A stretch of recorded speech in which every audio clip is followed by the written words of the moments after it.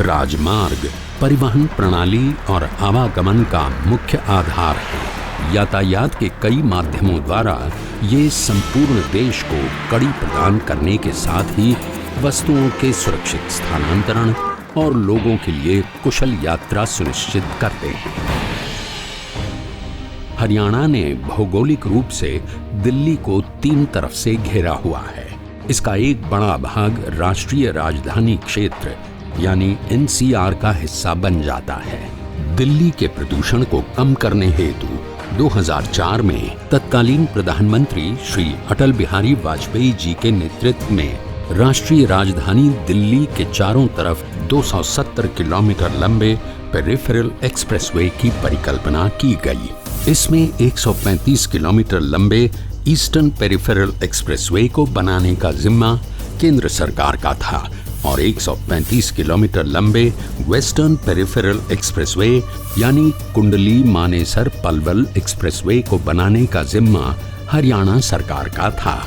KMP expressway Haryana के सोनीपत, रोहतक, झज्जर, रेवाड़ी, गुरुग्राम, मेवात, फरीदाबाद और पलवल जिलों को जोड़ने के साथ साथ अन्य राज्यों के वाहनों के लिए भी तेज गति वाला सुगम मार्ग प्रदान करता है।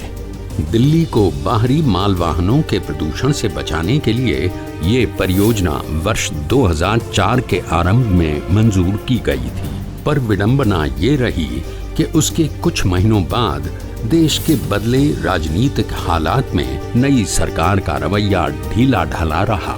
ईस्टर्न पेरिफेरल एक्सप्रेसवे पर तो 2014 तक NHAI द्वारा ठेकेदार का चयन तक ही नहीं किया गया।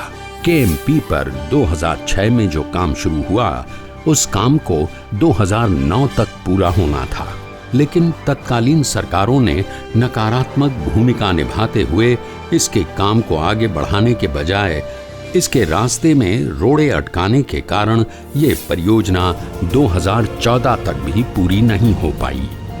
लेकिन तभी 2014 के मध्य में देश में राजनीतिक बदलाव के साथ नई आशा आकांक्षाओं ने जन्म लिया और माननीय प्रधानमंत्री श्री नरेंद्र मोदी जी ने सत्ता संभालते ही इसके महत्व को समझा और उन्होंने ईस्टर्न पेरिफेरल एक्सप्रेसवे को PPP के बजाय EPC मोड पर बनाने का कड़ा निर्णय लिया।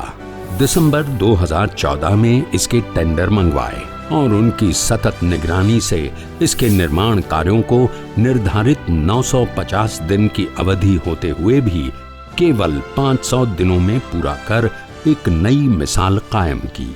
माननीय प्रधानमंत्री जी के मार्गदर्शन में और माननीय मुख्यमंत्री श्री मनोहर लाल जी के सक्षम नेतृत्व में हरियाणा सरकार ने KMP को पूरा करने को एक चुनौती के रूप में स्वीकार किया और दिसंबर 2014 से फिर से प्रक्रिया शुरू करते हुए 2015 में पिछले ठेकेदार का टेंडर कैंसिल किया और इस एक्सप्रेसवे को 4 के बजाय 6 मार्गीय बनाने का निर्देश देते हुए काम को 2 भागों में यानी मानेसर पलवल और कुंडली मानेसर में बांटकर इसका काम फिर से शुरू करवाया। 18 सितंबर 2015 को माननीय प्रधानमंत्री द्वारा इस नई परियोजना की नींव रखवाई। मानेसर पलवल भाग को तो 5 अप्रैल 2016 को शुरू करवा दिया गया। एक सक्रिय दृष्टिकोण को अपनाते हुए सारी समस्याओं को दूर करवाया और इसी के परिणाम स्वरूप पूर्व सरकार के कार्यकाल में वर्षों तक लटका रहा KMP आज साकार रूप ले चुका है। जब सड़क बनती है तो सिर्फ एक सड़क नहीं बन रही होती, बल्कि सड़क के साथ साथ सैकड़ों संभावनाएं भी जन्म ले रही होती हैं। इन्हीं संभावनाओं को विकसित करके विकास की तस्वीर उभरती है। आधुनिक सुविधाओं और नई संभावनाओं से परिपूर्ण ये वेस्टर्न पेरिफेरल एक्सप्रेसवे यानी KMP जहां दिल्ली को प्रदूषण से बचाने, वहीं मेवात, फरीदाबाद और मिलेनियम सिटी गुरुग्राम से लोगों के लिए चंडीगढ़ की तरफ आवागमन को आसान करने के साथ साथ ये हरियाणा के विकास की रफ्तार को भी एक नया आयाम देगा। 83 किलोमीटर लंबे इस कुंडली मानेसर भाग को पूरा करने की निर्धारित अवधि 28 फरवरी 2019 थी, परंतु ठीक 100 दिन पहले इसको शुरू करवाकर हरियाणा सरकार ने विकास का अनूठा उदाहरण पेश किया है। उत्तरी भारत के लोगों के इस मनोहर सपने को वास्तविकता में बदलकर 19 नवंबर 2018 को माननीय प्रधानमंत्री श्री नरेंद्र मोदी जी द्वारा लोकार्पण किया जा रहा है।